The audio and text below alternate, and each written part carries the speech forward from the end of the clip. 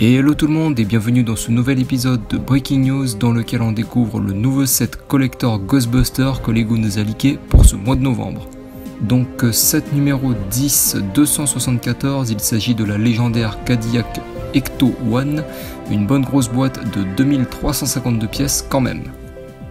Alors Lego nous avait déjà sorti plusieurs versions de la Ecto One, mais cette fois on a droit à sa version de luxe, donc de la même manière que le Batwing et la Batmobile géante sortis cette année. Et d'ailleurs, contrairement à ces deux derniers sets, on regrettera l'absence de minifig dans celui-ci. Et oui, la voiture de service de SOS Fantôme est malheureusement livrée sans ses occupants. Et j'avoue que perso, j'aurais vraiment pas dit non à un petit présentoir avec les 4 personnages de la série. Mais d'après ce que j'ai lu, si les minifigs de notre équipe de choc ne sont pas présentes dans ce set, c'est parce qu'il ne s'agit pas ici de l'Ecto One original, mais de sa version qui sera utilisée dans le 3e volet de la saga. À savoir Ghostbusters Afterlife, donc prévu pour 2021.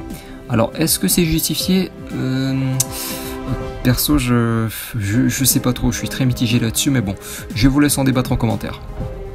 Mais bon, en contrepartie, on a quand même droit à une belle bagnole. Pour ce qui est des dimensions, alors cette version de l'Ecto One mesure 47 cm de long, 16,5 de large et 22,5 de haut, qui est d'ailleurs plutôt bien fourni en détail si on regarde de plus près. Alors, qu'est-ce qu'on a ici et là? Et bien pour commencer, le petit bazar au-dessus de la bagnole qui rend vraiment super bien. On sent que c'est bien chargé parce que forcément quand on chasse des fantômes ça demande du sacré matos.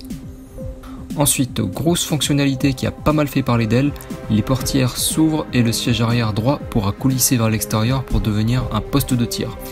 D'ailleurs, si on regarde au dos de la boîte, on peut voir dans un petit encart une scène qui utilise cette fonction, donc très beau clin d'œil je trouve.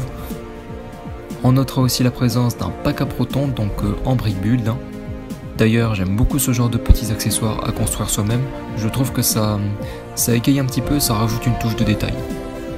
Et dernier petit détail que j'aime beaucoup, c'est la petite trappe en dessous de la voiture qui apparemment permettra de laisser sortir une espèce de petit drone qui va certainement se ranger dans le coffre. Mais bon ça, on verra bien si Lego nous partage d'autres infos. Du côté des nouvelles pièces, on aura droit à un pare-brise spécialement conçu pour ce modèle, ainsi que d'un volant inédit.